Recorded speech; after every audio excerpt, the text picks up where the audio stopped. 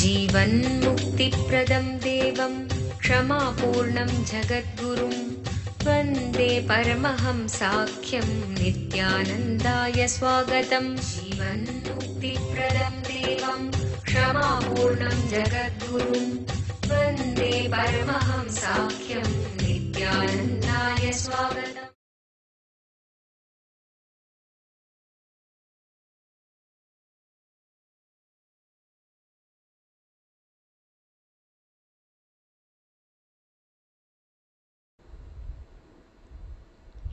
सदाशिवसमारम्भाम् शङ्कराचार्यमध्यमाम् अस्मदाचार्यपर्यन्ताम् वन्दे गुरुपरम्पराम्।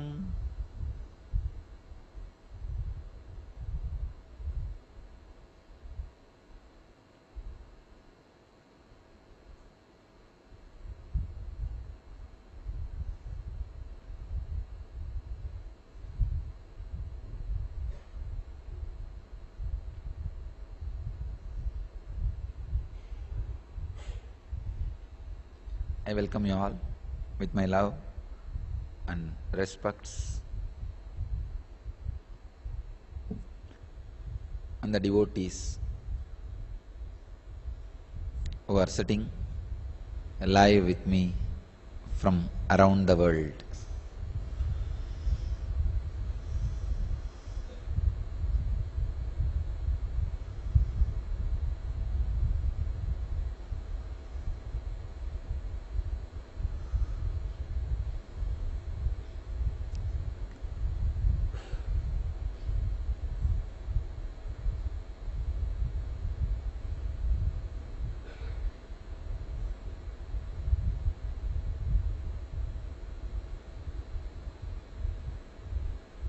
Let us enter into Patanjali's next sutras.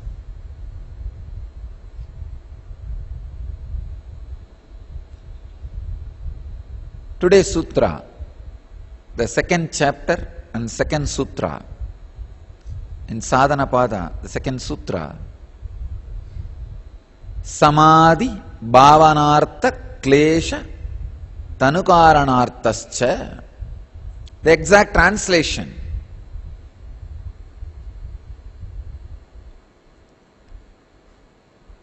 as I always said, so many ways same sloka can be translated. How Swami Vivekananda translates, let's see. Kriya Yoga leads to Samadhi and attenuates the pain-bearing obstructions. Prabhavananda translates as, thus we may cultivate the power of concentration and remove the obstacles to enlightenment which cause all our sufferings.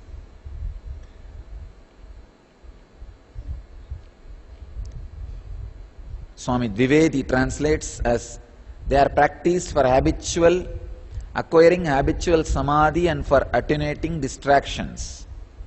Purohit translates as, the aim is to attain illumination and to destroy afflictions. Let me give you my own translation. I need to translate along with the earlier sutra, with the first sutra. The first sutra says, Tapaswadhyaya Ishvara Pranidhanani Kriya Yogaha. Means mortification, study and surrendering fruits of work to God are called Kriya Yoga. The second sutra says, this Kriya Yoga leads to Samadhi and attenuates the pain-bearing obstructions.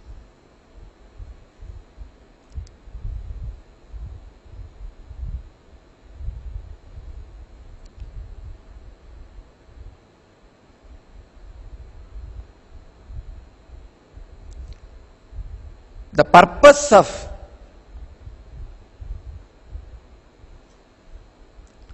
this tapaswadhyaya Ishvara pranidhanani is emphasized and insisted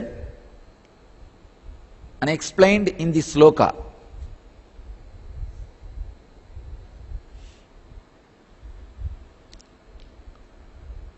This Kriya Yoga makes your body in tune with Samadhi, prepares your whole being to be in tune with the Samadhi, and takes you beyond all sufferings. Now we need to understand this sutra very deeply. Let's understand all parts of the sutra. Then we'll have the essence of the sutra.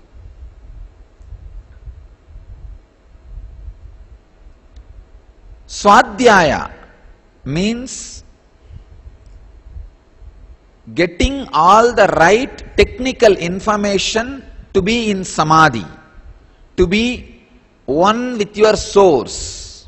Samadhi means being one with the cosmos, the source of the cosmos. Adi means source. Sama Adi means being one with the source. The whole purpose of human life, human body, or the human existence is to remain in that samadhi.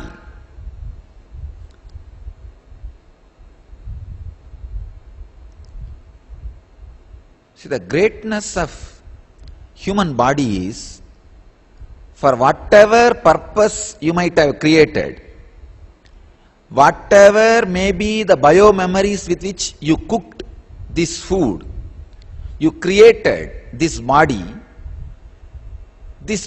has the efficiency and intelligence to reflect the superconsciousness as it is at least in one space. For example, your hands may have the bio-memory of violence. Your ears may have the bio-memory of listening to the music which awakens the bio-memory of other parts. Your eyes may be having the bio-memory of lust. Each part of your body may be having different bio-memories. But at least one part of you can reflect superconsciousness without any hindrance in the ultimate purity and radiate it. That is the beauty of the human body. Please understand. Human body is the only body which is capable of radiating the ultimate pure consciousness in spite of having any type of bio-memory. That is the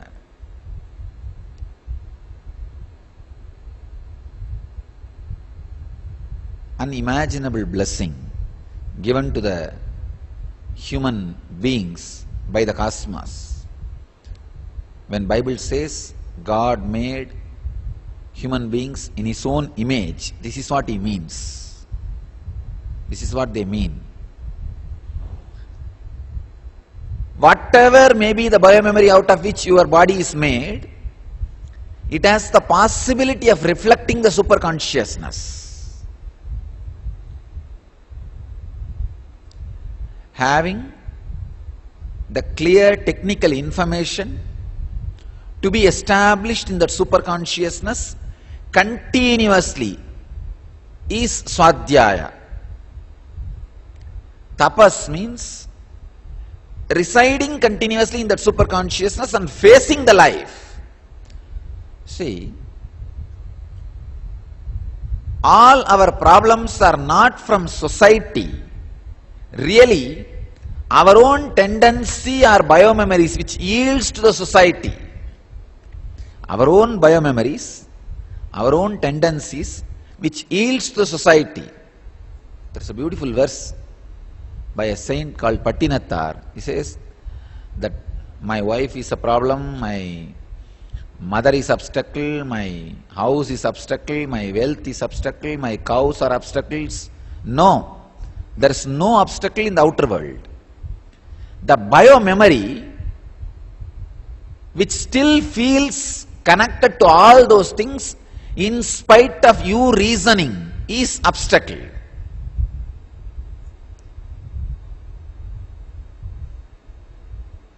Too many people have played on your bio-memory.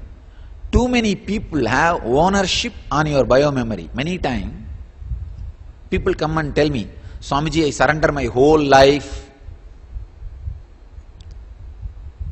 I don't need to give them any work for the whole life. Even a small job if I give, they will disappear.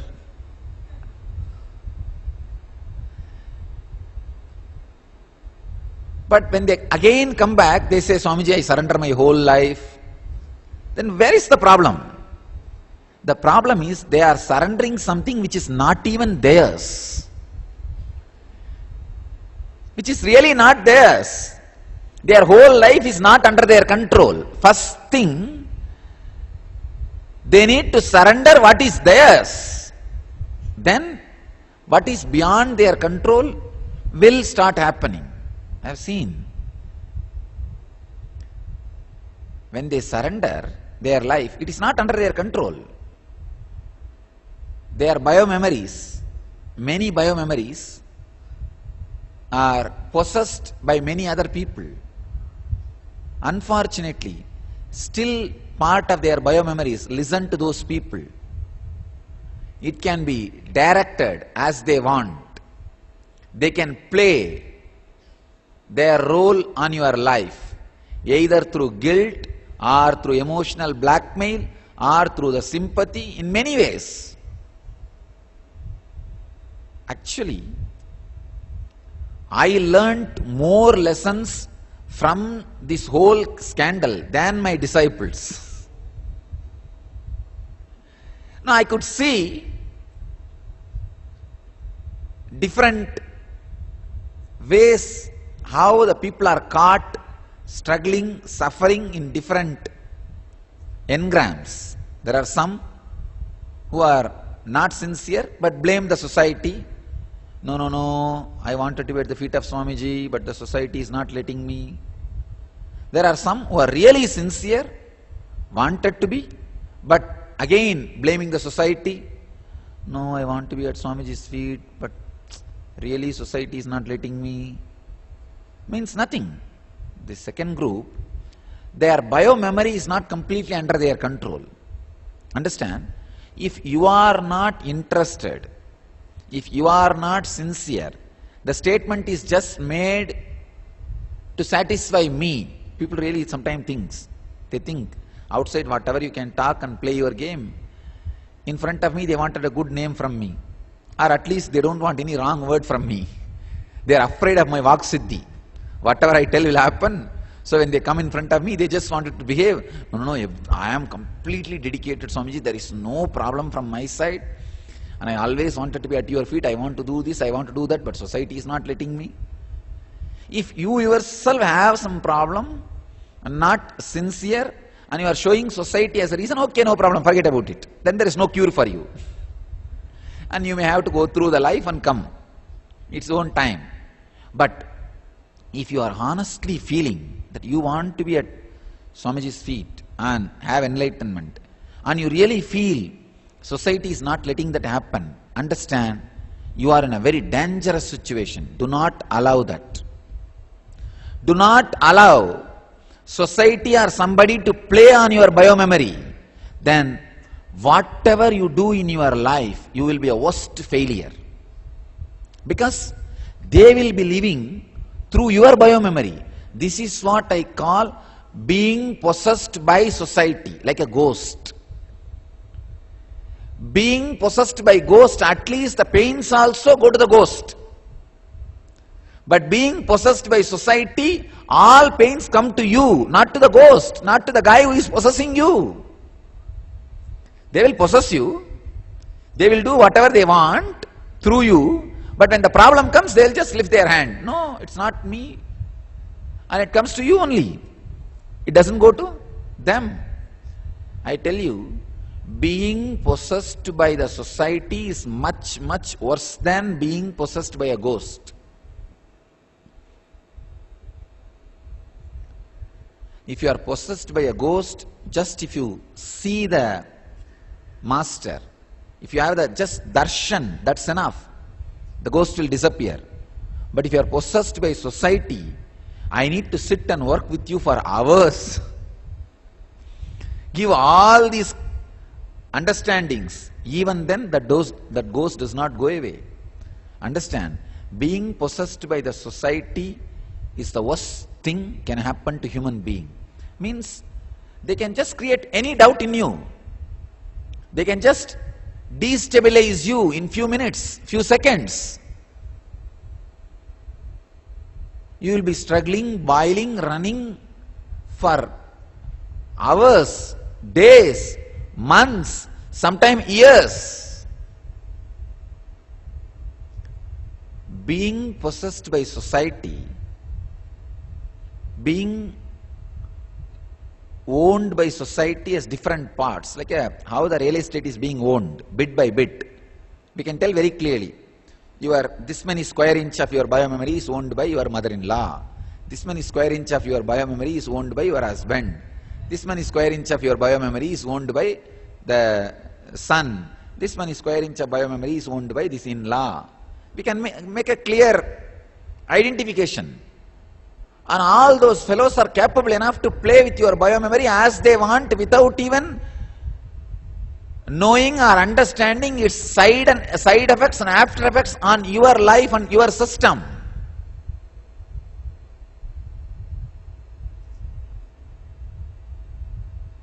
Without even being bothered about your priorities. One important thing, whenever superconsciousness reflects in your inner space gets constantly updated, expanded and grows. But their biomemories the biomemories ruled by them do not allow that expansion, do not allow that growth. They take care constantly you get back to the same mood, same mold, same personality, so that they have a stable relationship. Many times people have their own vested interests for the stable relationship. One lady was talking to her friend saying that all me and my husband do is fighting for whole day. I lost 10 kg in last 3 months. This girl says, then why don't you leave him? Why are you with him? The other one says, no, I have to lose 7 kg more. Sometimes relationships are retained for losing weight. Understand, there are 101 reasons. 101 reasons. So they wanted their life to be very cozy, stable. You may be part of their life for so many reasons. Maybe money, security, so many reasons. So they need to activate their power over your biomemory, which is their part, constantly, and see that you don't grow beyond certain limit. You don't expand beyond certain limit. That is why you can see very clearly, many times, after coming to meditation programs, spiritual life, you would have become more soft, more joyful, more nice to family, friends and everybody. Even then they do not like you being here. Because it is not that always they expect niceness from you. They wanted you to be in their level, giving company. Sometimes you being nice to them, loving, caring, suddenly you become more sacred. Suddenly you invoke a kind of a respect in their being. and the attitude which they need to maintain with you is becoming different. Your presence somehow makes them feel you are worthy of respect. You are sacred. You cannot be taken for granted anymore. When this starts happening, they feel they are losing you. They are just losing you. When they feel they are losing you, the first thing they will do is activate their part of biomemory in you. They will not do anything directly. They will just activate that biomemory. If you have seen, if you have heard my Mahabharata story, war description, the first 10 days war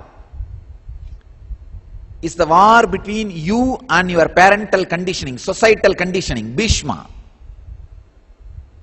Bhishma is the societal conditioning.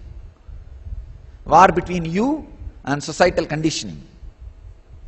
Next level war, till 13th day, war between you and the people who taught you the social structure or a little bit of spiritual based social structure.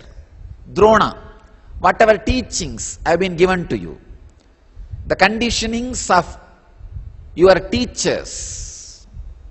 You might have had some teachers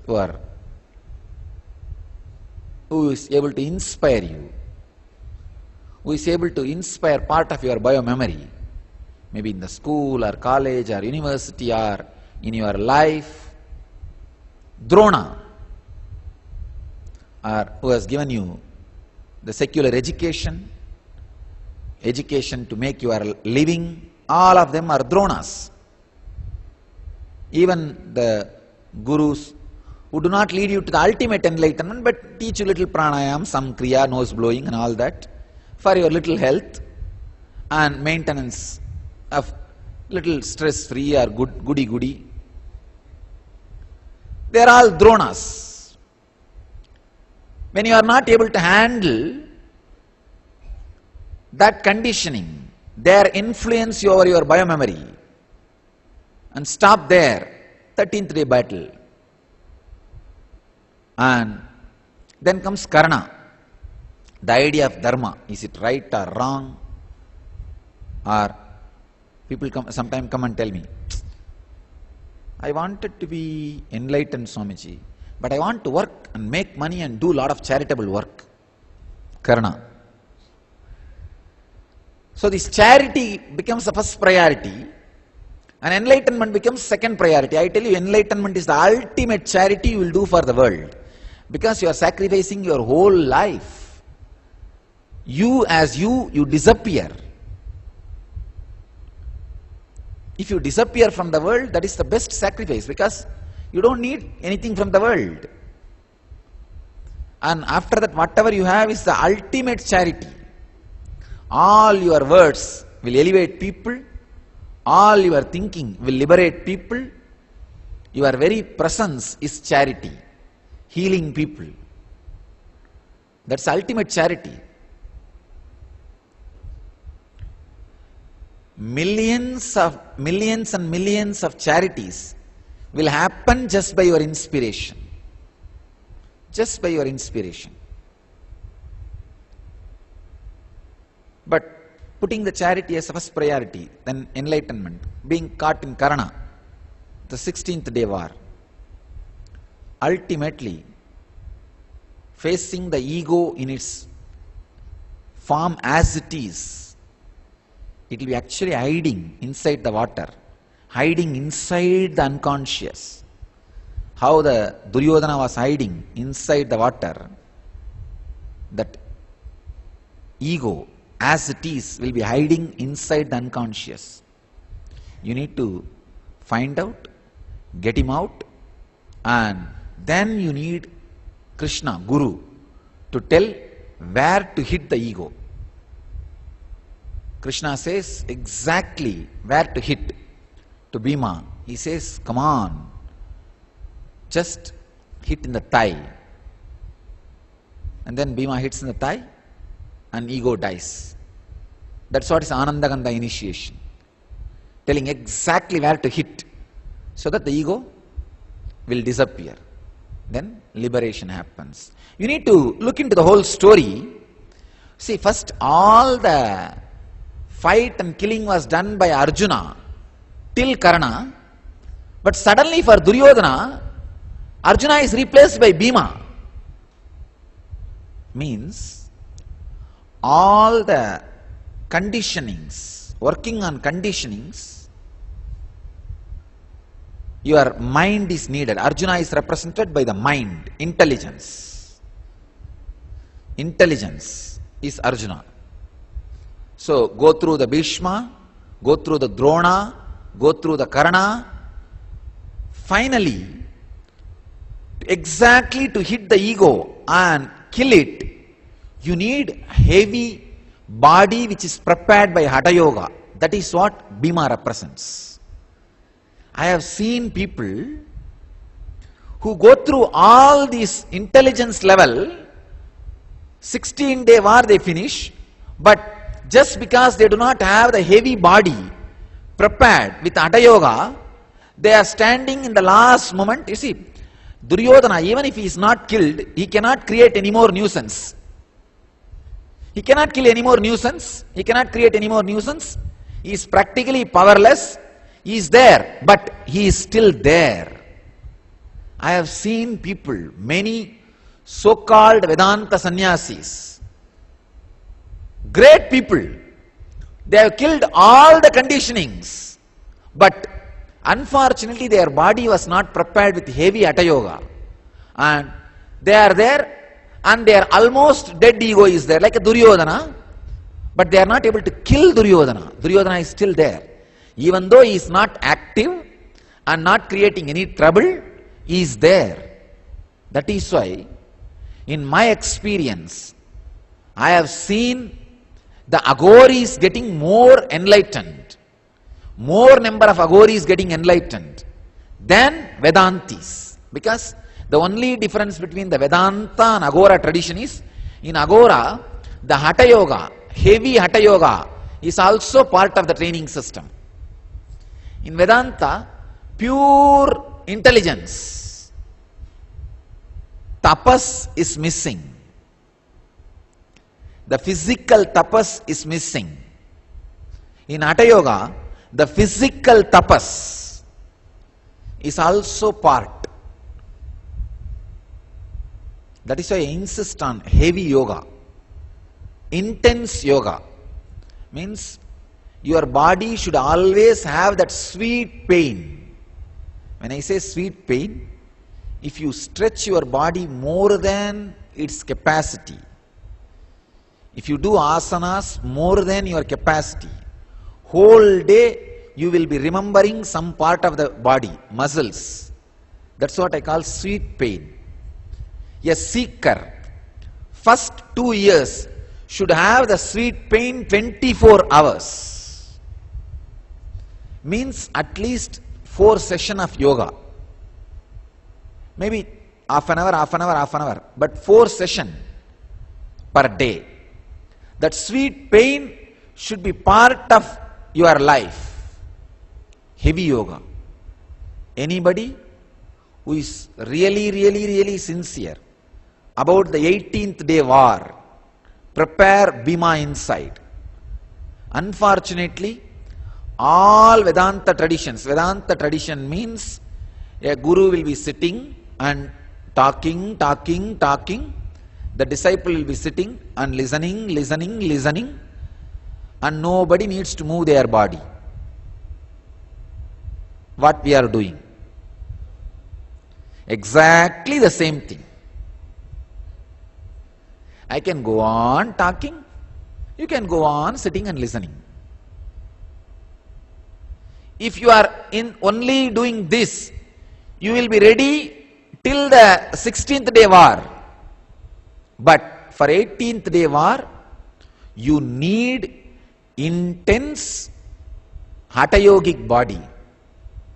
It is inevitable, even though it is little painful. The tapas has to happen. Tapas should happen. With this whole scandal I can see, there are many people who are caught in the societal parental conditioning. They are dead in the 10th day war. Over. Bhishma. They are all the Bhishma soldiers. Over. Whoever withstood the societal conditioning, but unable to withstand the Drona conditioning, means the so-called people who gave them the secular education or little bit of yoga, kriya, these, that, for peace and stress-free life or physical health, that kind of gurus. When they are not able to withstand their conditionings, because they go on telling, instigating, hey, this is not right, that is not right,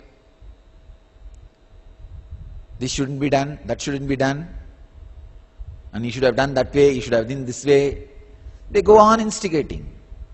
The problem is, it is not that they really care for you, it is more like a business decision. Oh God, my customers are going there, what to do? It's a business decision. Anyhow, if you are stuck there, then you are finished. 13th day war. You are the soldiers of Drona, who are dead by 13th day. And comes Karna. Is it right? Is it moral? Is it not wrong? It's better to do some charitable activity directly than wasting our time in this kind of teachings and enlightenment. These guys are the Karna soldiers, dead by 16th day war. Over. Only a guy who can stand beyond all these conditionings can find out the ego, Duryodhana, and destroy Duryodhana and become enlightened.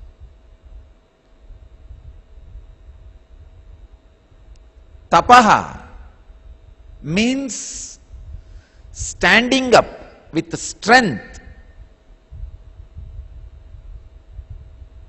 to fall in tune with enlightenment, with the knowledge of enlightenment.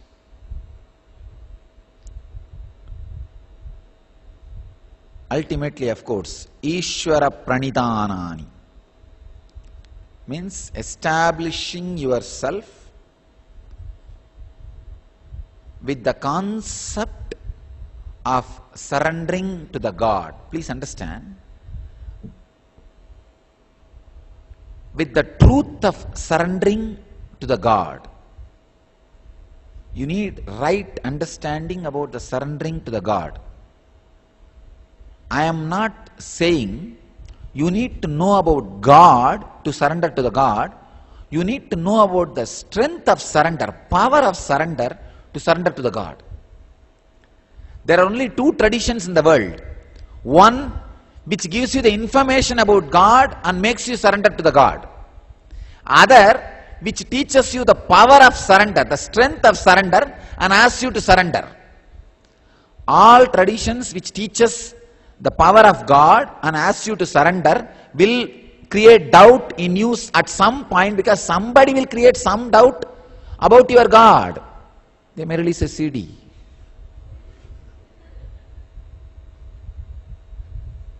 And you are in a mess now. What will happen to your surrender? So giving information about the God and asking you to surrender is not the foolproof system.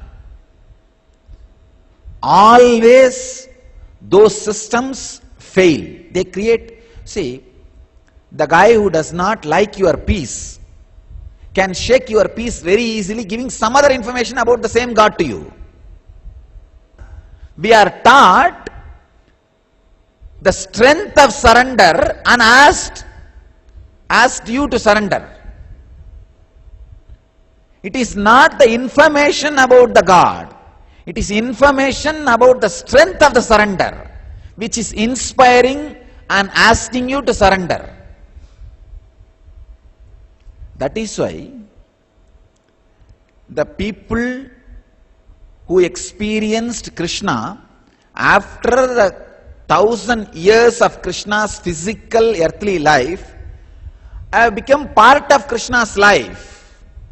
I have seen in the young age in the temples, the Andal, the great saint, women saint who lived in Tamil Nadu, she lived 5,000 years after Krishna, but for a common Hindu, Andal is part of Krishna's life. At least when I grew up, whatever stories I heard and everything, I always used to feel she lived with Krishna. Only now when I analyze the history, there is a 5,000 years gap. Same way Meera, 4,700 years gap. But whatever we understood, she lived with Krishna. So they became part of the history of Krishna, not because physically they lived, they understood the depth and value of surrender. Please understand, always create surrender in you by understanding the strength of surrender, not the informations about God. If it is invoked based on the information about God, it can always be destroyed by giving some other information. But if it is invoked knowing the strength of surrender, it can never be shaken. It can never be shaken. Knowing the strength of surrender and surrendering is the experience-based religion. Knowing the information about the God and surrendering to the God is theology-based religion. There are only two kinds of religions in the world: theology-based religion and experience-based religion. All theology-based religions can be shaken and disturbed by doubts, but all experience-based religions cannot be shaken. It cannot be touched. So, any information, different information given about God cannot create doubt in a guy who has established himself in surrender, knowing the power of the surrender, strength of the surrender, not the information about God. It is just only a support. Information about God is only a support, not the main reason for surrender. I tell you, that is why Patanjali made millions of people enlightened without using the weapon God. That is why he is successful. He is universal.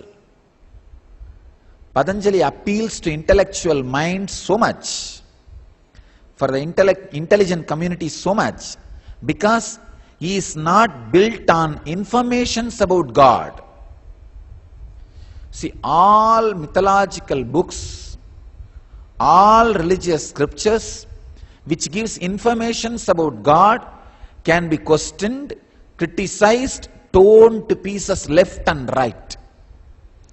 You can create millions of literatures against Bhagavatam, against the story part of the Bible, against the Shiva Purana, against Devi Bhagavatam, because informations about God.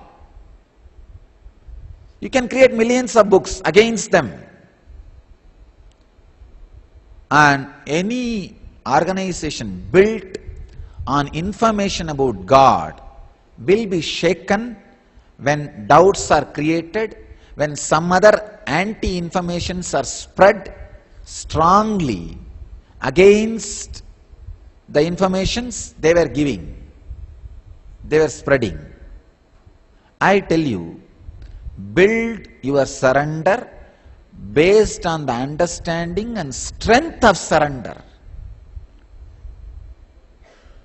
Then it will never be shaken. No doubt can disturb you. No CD can change your decision.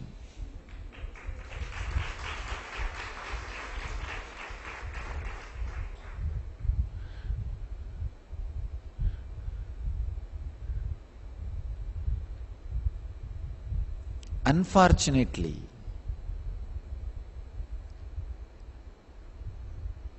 the theology-based mind cherishes the stories more than the clear, responsible information for enlightenment. Understand the word I am using, responsible information for enlightenment.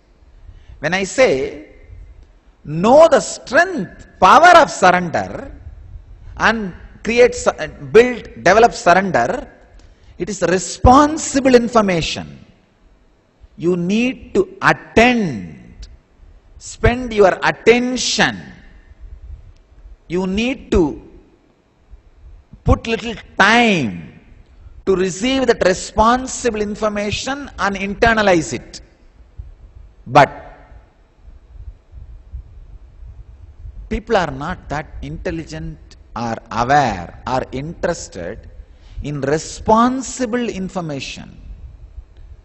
They are more interested in listening to stories. That is why you can see in the northern part of India, lakhs of people will sit and listen to Bhagavatam.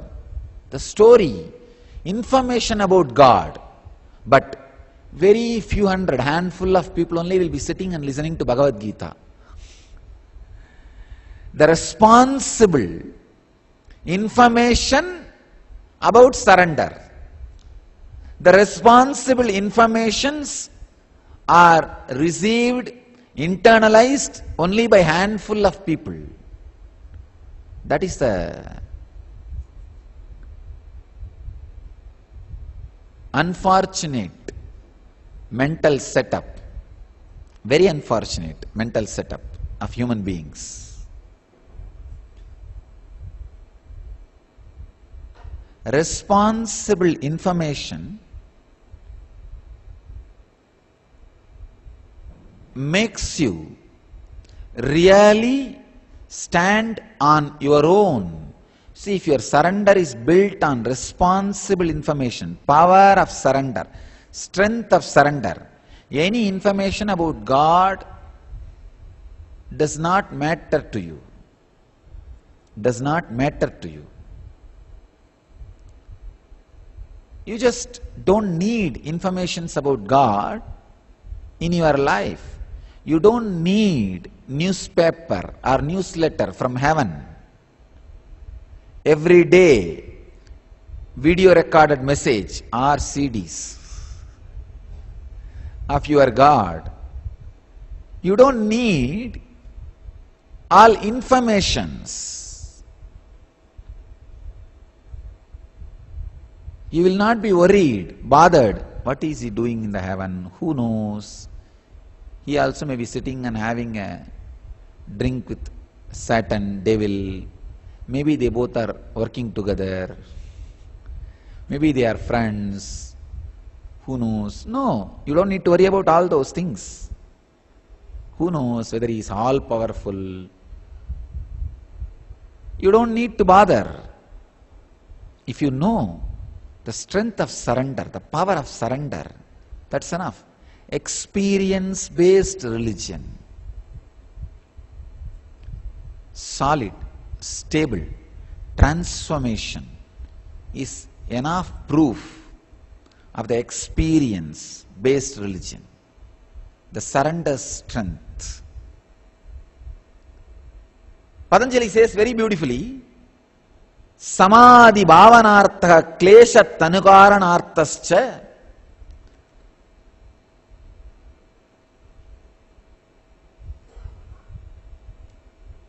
samadhi and attenuates, Kriya Yoga leads to samadhi and attenuates the pain-bearing obstructions, means removes all the obstructions. It constantly keeps you alive, keeps you bright, keeps you in the present moment, keeps you in samadhi, keeps you in highest samyama.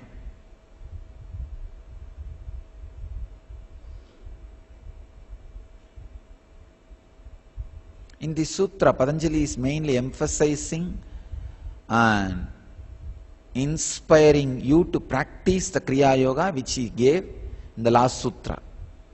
Patanjali is a great master. He does not just give you instruction and leaves it. He again and again revisits and sees that you are practicing it. You are inspired to do it. You are living it. You are radiating it. You are loving it. You are carrying it in your being.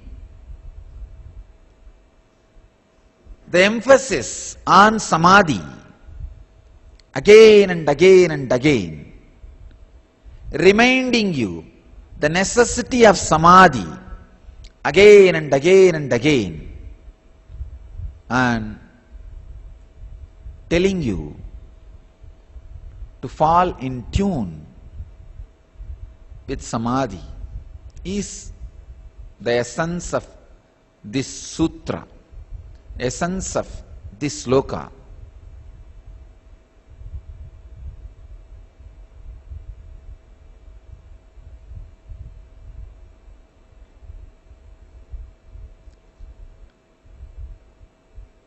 First, reclaiming all your biomemory under your control. Second, establishing your whole biomemory into unclutching. That internal fight is tapas. Third, when you established yourself into that samadhi, letting that samadhi radiate through your being, being established in the understanding and power and strength of samadhi, then the informations about God. You see, information about God inspires you, elevates you, takes you really to the level of God, but an important help is necessary for that. The whole situation should be conducive. You should be having a world where no other information about that God is inserted into your system. Practically, this system is outdated the day internet is invented. There are only two paths, the bhakti and jnana. Bhakti is like giving information about God to you and inspiring your whole being. You see, in Hindu tradition, about each God, we have so many beautiful stories. You may think, why so many stories? For example, about Krishna. His childhood stories to his great heroic acts. You may think, why? Actually, if you put all the information about Krishna, if somebody has done so much, he would have lived at least 2000 years in the planet Earth. Of course, he lives eternally, that's different. But so much information, you may think, why? Because for each mind, they are supplying material and elevating that mental setup. If you are motherly type, they give you the information about child Krishna, they put you in the Vatsalya Bhava, and you are in Goloka. If you are friendly type, they give you all the beautiful Sakabhava, friendly information about the Krishna, and just which awakens your fantasies and turns your fantasies into devotion, and you are in Goloka. If you are romantic type, they give you the romantic side of Krishna and awaken that Madhura Bhava and put you in Goloka. Your fantasies are just transported into the spiritual devotion and you are in Goloka. So for each attitude, they have material information about the God to transform you and to put you in samadhi. But for that, you need a whole civilization which is in tune with that ideology, with that theology, Even one person, only one person not in tune can disturb that whole setup. One Sisubala is enough. Can disturb millions of people growing. You see, what I said, that information about God and transforming you is also a great system. I can say very easy system, very easy. Very easy way you can be transformed. But big danger is one Sisubala can destroy millions of people becoming enlightened. Even in this candle, I just felt only one thing, oh God, there were millions, almost ripening. Just few more months or few more years, they would have become real fruit, enlightened fruit. But unfortunately, this one cyclone, millions of fruits have fallen before ripening. Means one Shishubala is enough.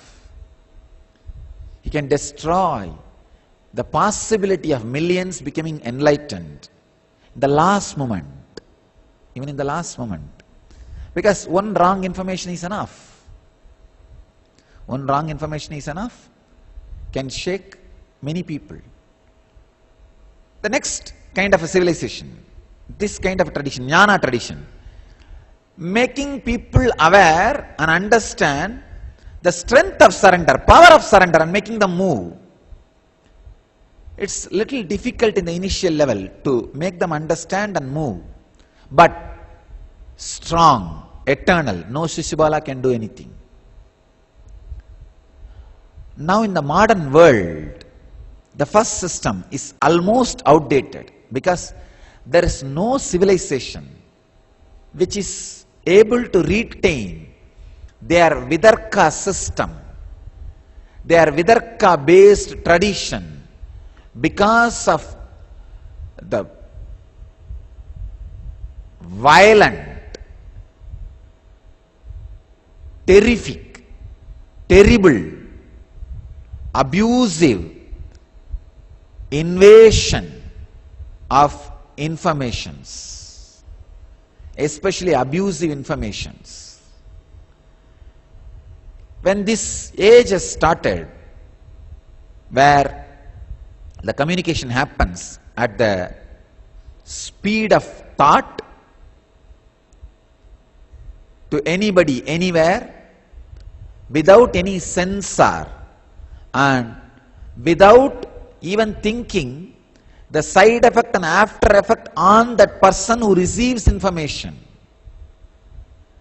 and making that person very interested by quoting it with sensationalism. In this age, the bhakti based enlightenment process is almost impossible. Even if you create devotion on the masters who are no more in the body, Sri Ramakrishna or Sri Krishna or Rama, suddenly there are people who write books, who come up with some literature and shake the informations which you received and completely shake the possibility of your enlightenment. But if you are creating your surrender based on the strength of surrender, the power of surrender, you cannot be shaken. Establishing yourself in samadhi is more than enough. It's very easy. You cannot be shaken. Establishing the samadhi can't be disturbed at all. So I tell you, an important thing, establish yourself in surrender based on responsible information. Otherwise, sometime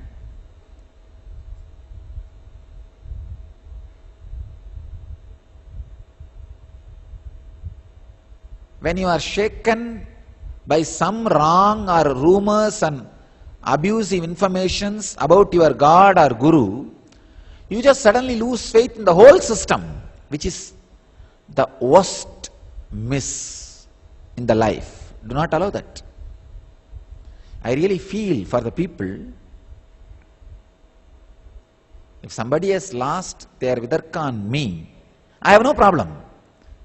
The possibility to have that same vidarka, same trust, same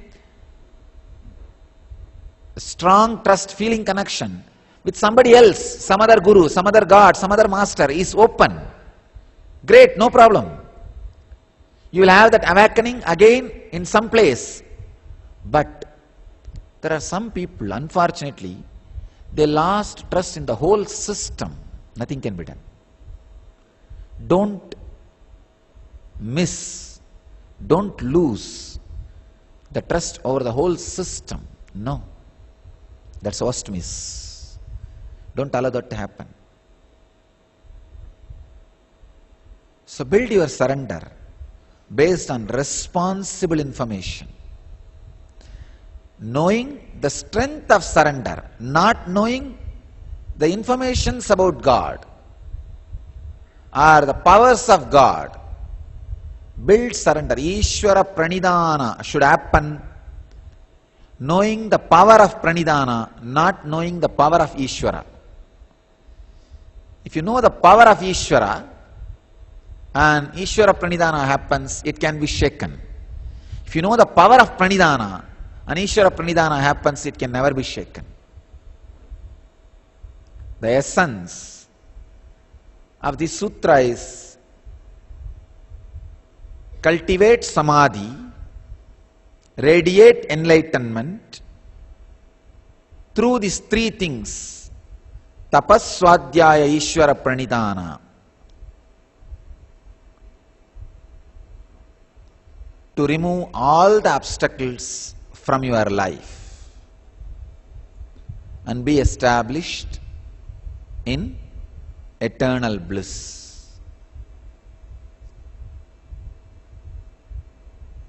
I bless you all to build your surrender based on responsible information and live, radiate enlightenment.